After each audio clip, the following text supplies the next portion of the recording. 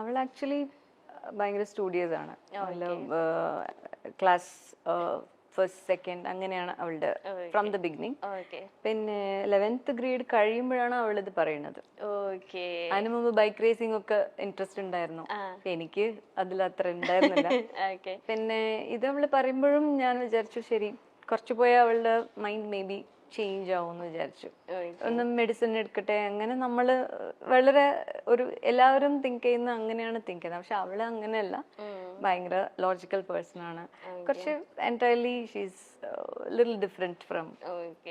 ഇപ്പം എന്താ നിങ്ങളുടെ ഇടയിലുള്ള സ്പേസ് എന്ന് വെച്ചിട്ടുണ്ടെങ്കിൽ മോള് അങ്ങ് ഉയരങ്ങളിലാണ് അല്ലേ? അമ്മ ഇവിടെ ഇങ്ങനെ ഷൂട്ടിന്റെ പ്രൊമോഷൻസ്, അപ്പം ഒരുപാട് ടൈം സ്പെൻഡ് ചെയ്ത വ്യക്തികളായിരുന്നു നിങ്ങൾ രണ്ടുപേരും അല്ലെ? ചേച്ചി അങ്ങനെയായിരുന്നു. വൺസ് അവള് ഇതിന് തുടങ്ങുമ്പോഴേ കുറച്ച് ബ്രേക്സ് എല്ലാം ഞങ്ങൾക്ക് ഉണ്ട്, ഗ്യാപ്സ് എല്ലാം ഉണ്ടാവും. അവളുടെ പിന്നെ അവളുടെ ഫ്ലൈയിങ് സ്കൂൾ ഫ്ലോറിഡയിലായിരുന്നു.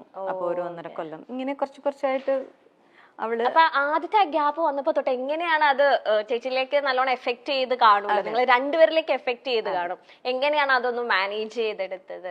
ഫസ്റ്റ് അവള് ഗ്രൗണ്ട് കോഴ്സ് വന്നിട്ട് ബാംഗ്ലൂരിൽ ചെയ്തു. അപ്പം ഞാൻ എല്ലാം പാക്ക് ചെയ്ത് ഞാൻ അവിടെ പോയിട്ട് സെറ്റിൽ ആവാൻ വേണ്ടി പ്ലാൻ ചെയ്തതാണ്. Just 3 months course.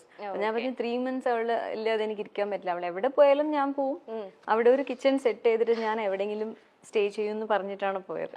പക്ഷെ അവള് ഭയങ്കര കോൺഫിഡന്റ് ആയിരുന്നു. പിന്നെ അവൾക്ക് സമയമില്ല നമ്മളുടെ കൂടെ സ്പെൻഡ് ചെയ്യാൻ, ഫുൾ ഇരുന്ന് എപ്പോഴും പ്രിപ്പയർ ചെയ്യണം. അപ്പൊ അങ്ങനെയാകുമ്പോൾ ഒരു 1 month ഞാൻ അവിടെ ഉണ്ടായിരുന്നു. അത് കഴിഞ്ഞിട്ട് എൻ്റെ ഒരു ഫാമിലി ഫ്രണ്ടിനും പിന്നെ എൻ്റെ കസിനും ഉണ്ടായിരുന്നു, അവരുടെ വീട്ടിലായിരുന്നു അവള്. So she manage those 2 months. അപ്പോഴാണ് എന്താ പറയാ, കുട്ടികൾ നമ്മളെ പാരന്റ് ആയിട്ട് വളർക്കുകയാണ്. I raised her as a child and she raised me as a mom. അപ്പൊ ആ 2 months അവൾ ഇല്ലാതെ ഞാൻ ചെന്നൈയിൽ ഉണ്ടായിരുന്നപ്പോ എന്നെ അവള് പ്രിപ്പയർ ചെയ്തു. അപ്പൊ എനിക്ക് ഒരു കോൺഫിഡൻസ് വന്നു, ശരി അവള് ഫ്ലൈയിങ് സ്കൂളിൽ എവിടെ പോയാലും she can manage on on. അങ്ങനെയാണ് അവള് വിട്ടത്. ഇപ്പൊ ചേച്ചിയുടെ ഒരു ആക്ടിംഗ് ഹിസ്റ്ററി എടുത്ത് നോക്കുകയാണെങ്കിൽ എല്ലാ സൂപ്പർ സ്റ്റാർസിന്റെ മിക്ക സൂപ്പർ സ്റ്റാർസിന്റെ ഒപ്പം ചേച്ചി ആക്ട് ചെയ്യും. സംഗീത മാഡം, ഈ ചിന്താവിഷ്ടയ ശ്യാമള എന്ന സിനിമയിലേക്ക് സാക്ഷാൽ മോഹൻലാലാണ് മാഡത്തിനെ സജസ്റ്റ് ചെയ്തത് എന്ന് കേട്ടിട്ടുണ്ടല്ലോ, അത് സത്യമാണോ? ഞാൻ ശ്രീനി സാറുടെ ഒരു ഇന്റർവ്യൂ കട്ട് കണ്ടു ലേറ്റസ്റ്റ് ആയിട്ട്. അപ്പൊ അതിലാണ് ഞാൻ അറിഞ്ഞത്. ആണോ? ചേച്ചിക്ക് അറിയില്ലായിരുന്നു. ഓക്കെ. അല്ല, ഫസ്റ്റ് മലയാളത്തിലേക്കുള്ള എൻട്രി ലാലേട്ടന്റെ സിസ്റ്റർ ആയിട്ടായിരുന്നു അല്ലെ? നാടോടി എന്ന മൂവിയിലായിരുന്നു എൻട്രി.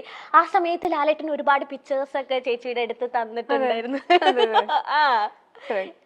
സെറ്റിലുള്ള പിക്ചേഴ്സ് ആണോ, സിംഗിൾ പിക്ചേഴ്സ് ആണോ? അല്ല, അത് ആക്ച്വലി ഷൂട്ടിംഗ് കൊടൈക്കനാലിലായിരുന്നു. അപ്പൊ വളരെ ബ്യൂട്ടിഫുൾ അറ്റ്മോസ്ഫിയർ ആണ്.